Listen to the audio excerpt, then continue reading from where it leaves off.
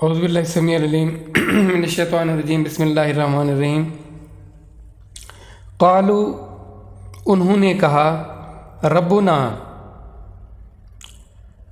ہمارا پروردگار، ہمارا رب، یعلم، جانتا ہے، انا، بے شک ہم، الیکم، تمہاری طرف، لامرسلون، البتہ بھیجے گئے ہیں۔ انہوں نے کہا ہمارا رب جانتا ہے، ہم بے شک تمہاری طرف بھیجے ہوئے آئے ہیں۔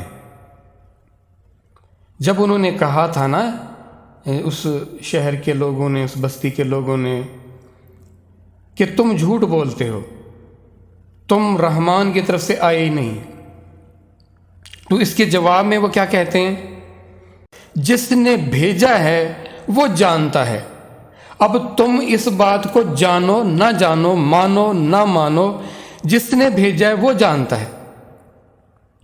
اب یہاں پہ ایک بات ہمیں بتائی جا رہی ہے، سمجھائی جا رہی ہے، سکھائی جا رہی ہے کہ تم نے اگر اپنے رب کی بندگی کرنی ہے تو وہ جانتا ہے۔ تم نے لوگوں پر یہ ثابت نہیں کرنا کہ تم سچے ہو، تم اچھے ہو، اس کی کوئی ضرورت نہیں۔ تمہارا رب جانتا ہے تم کیا کر رہے ہو۔ اگر تم رب کے ہاں سرخرو ہو تو پھر سارے جہان اگر تمہیں جھٹلاتا ہے تو پھر تمہیں کسی کی کوئی پرواہ نہیں کرنی چاہیے۔ یہاں پہ ہوتا کیا ہے، ہم دنیا کے لوگوں کے لیے، اپنی ذات کے لیے، واہ واہ کے لیے، اچھا بننے کے لیے کام کرتے ہیں، پھر جب ہم دیکھتے ہیں نا کہ لوگ اس کو کیا انڈورس نہیں کر رہے، لوگ اس کو نہیں سراہ رہے، لوگ اس کو مان نہیں رہے، پھر ہم اس کام سے پیچھے ہٹ جاتے ہیں، اس نیکی سے بھی پیچھے ہٹ جاتے ہیں، اس بندگی سے بھی پیچھے ہٹ جاتے ہیں۔ یہ ہے سب سے بڑی خرابی کہ نیکی وہ ہے جو رب کی ذات کے لیے ہو، اللہ کی ذات کے لیے ہوگی، وہ نیکی ہوگی جو آپ کو کسی اپنے فائدے یا نقصان سے بچانے کے لیے یا اپنی ذات کے حوالے سے، لوگوں میں واہ واہ کے لیے، لوگوں کے لان تان سے بچنے کے لیے جو آپ کام کرو گے وہ لوگوں کے لیے کرو گے، اپنی ذات کے لیے کرو گے، وہ اللہ کے لیے نہیں کرو گے۔ اور اس کا صلہ اللہ کے پاس تب مانگنے کا انسان یا اس کی امید رکھنے کا تب اس پوزیشن میں ہوگا جب وہ صرف اس ذات کے لیے کرے گا۔ ایک حدیث ہے نا جس کا مفہوم ہے کہ اللہ ایک عالم کو، ایک سخی کو، ایک شہید کو حکم ہوگا انہیں جہنم میں ڈال دو، وہ کہیں گے یہ کیا؟ کہا جائے گا تم اپنی دنیا میں واہ واہ کے لیے کیا تھا، وہ تمہیں اس کا صلہ دے دیا گیا تھا، وہ مانیں گے ہاں ہم نے ایسا کیا تھا، تو پھر ہمارے لیے یہ یہاں اس جہان کے لیے تو نہیں کیا تھا، تو وہ اس کا صلہ تمہیں وہیں دے دیا گیا تھا۔ اب بتاؤ تمہارے پاس کیا ہے؟ کیا ہوگا ان کے پاس یا اس طرح کے لوگوں کے پاس؟ تو خدا را نیکی صرف اور صرف اللہ کی ذات، اور اللہ کی ذات سے اگر محبت نہیں ہوگی تو بات نہیں بنے گی، یہ یاد رکھیے گا۔ محبت ہے اصل، یہ خوف، یہ جو ڈر، یہ محبت سے ریلیٹ جب تک نہیں کرتا، نہ وہ خوف ہوتا ہے نہ وہ ڈر، وہ بھی کچھ اور ہوتا ہے، وہ بھی دھوکہ ہی ہوتا ہے۔ تو محبت ہے اصل، محبت میں دھوکہ نہیں، اور محبت بے لوث ہوا کرتی ہے، بنا صلے کے ہوا کرتی ہے۔ محبت خود محبت اپنے ریوارڈ خود ہوتی ہے، اس کا ہونا، اس کا کیا جانا ہی بہت بڑا ریوارڈ ہوتا ہے، یہ یاد رکھیے گا۔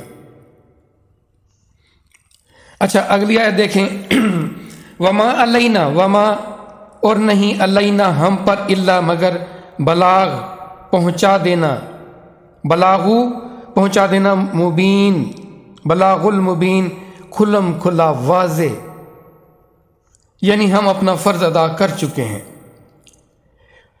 جو پیغام اللہ نے ہمیں دیا ہم نے خوب کھول کر واضح کر کے تمہیں بتا دیا، اس میں ہم نے کوئی کمی نہیں چھوڑی، اس کی وضاحت میں، اس کے کھولنے میں ہم نے کوئی کمی نہیں چھوڑی، اور ہمارے ذمہ یہی کام تھا۔ اب تم مانو یا نہ مانو، ایمان لاؤ نہ لاؤ، اب یہ ہمارے ذمہ نہیں ہے، ہمارے ذمہ تھا تم تک واضح انداز میں، دل نشیں انداز میں، محبت والے طریقے سے، پورے کے پوری توجہ اور دھیان سے ہم نے تم تک یہ بات پہنچا دی ہے۔ اب ذرا غور کریں کہ اگر اس بیان کو کھول کر نہ پہنچایا گیا تو پیغام تو نہ رہا۔ ہم نے اس قرآن کو کیا کھولا، جانا، سمجھا، یہ پیغام ہے اور مبین ہے۔ اگر آپ اس کو بنا سمجھے پڑھو گے تو یہ مبین کس طرح رہے گا پھر آپ کے لیے؟ آپ پر پہنچا کیا پھر آپ دوسروں کو کیا پہنچائیں گے؟ کیسے دوسروں پر وضاحت کریں گے؟ کیسے بلاغ المبین آپ دوسروں تک جا کے پہنچائیں گے؟ یہ سمجھنا ہے ہمیں، قرآن سمجھنے کے لیے قرآن واضح وضاحت کے ساتھ آیا ہے، اور اس کی وضاحت کو جاننا ہے ہم نے۔ دیکھیں کام کیا تھا، کام انہوں نے کر دیا، جن پر وہ کھولا گیا، جن پر یہ وضاحت کی گئی، اگر انہوں نے توجہ اور دھیان نہ دیا تو وہ رہ گئے۔ آج ہمارا دھیان کتنا، توجہ کتنی، نیت کیا ہے ہماری؟ ہم نے اس پیغام کے ساتھ کیا سلوک روا رکھا ہوا ہے؟ ہم نے اس پیغام کے ساتھ کیا تعلق اپنا رکھا ہوا ہے؟ دیکھیں اس شہر کے لوگوں نے، اس علاقے کے لوگوں نے کیا کیا اللہ کے پیغام کے ساتھ۔ ہم آپ سب کیا کر رہے ہیں؟ ان پر اگر ہم لان تان کرتے ہیں، ان کو برا بھلا کہتے ہیں، تو ذرا اپنے گریبانوں میں بھی جھانک لیں۔